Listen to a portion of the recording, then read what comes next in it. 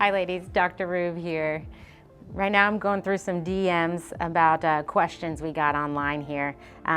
This is a good one. This is actually one of my favorite questions. Is it normal to leak when I cough, laugh, and sneeze? So that one really gets me because yes, it's very common.